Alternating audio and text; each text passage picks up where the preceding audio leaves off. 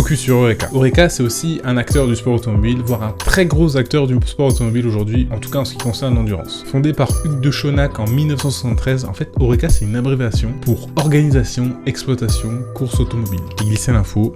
T'en fais ce que tu veux. Comme dit, Oreca c'est surtout très réputé en endurance, mais au cours de leur existence, ils ont quand même touché pas mal de catégories, dont notamment la Formule 1, puisque Oreca s'était associé à Automobile Martini pour fonder la Martini Ford MK23, qui a été pilotée par...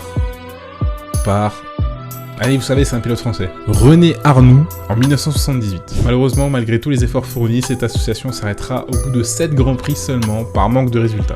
Mais le palmarès d'Oreca hors endurance reste quand même assez impressionnant, puisqu'à l'époque, Oreca c'était une équipe, c'était pas encore un constructeur, et en plus de ça, ils ont révélé pas mal de nos pilotes français. Champion de F3 78 et 79 avec Alain Prost, en 86 avec Yannick Dalmas, en 87 avec Jean Alesi, en 88 avec Eric Comas, et en 89 avec Jean-Marc Gounon, le papa de Jules Gounon. Je vais m'arrêter là parce que la liste est encore très longue et n'a pas encore parlé de leur sujet de maîtrise.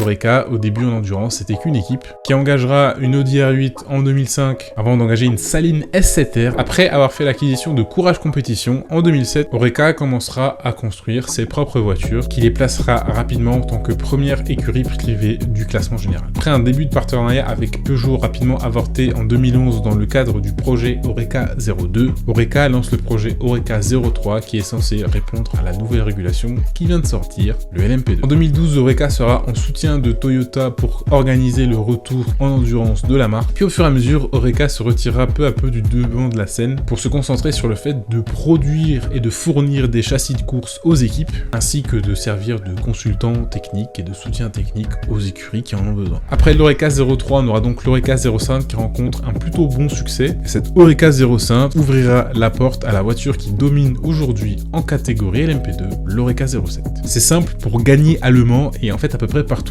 il vous faut une Oreca 07. Très généralement, plus de 70% de la population de la grille est représentée par une Oreca 07. Comme quoi, quand beaucoup de gens font la même chose, ça veut pas forcément dire qu'ils ont raison, mais ils ont peut-être pas tort. Oreca, c'est un acteur majeur du sport automobile et surtout un acteur majeur du sport automobile français, puisqu'en plus d'avoir révélé nos talents français au monde entier, ils sont aussi la preuve de notre grand savoir-faire dans le sport automobile et même dans l'automobile de manière générale.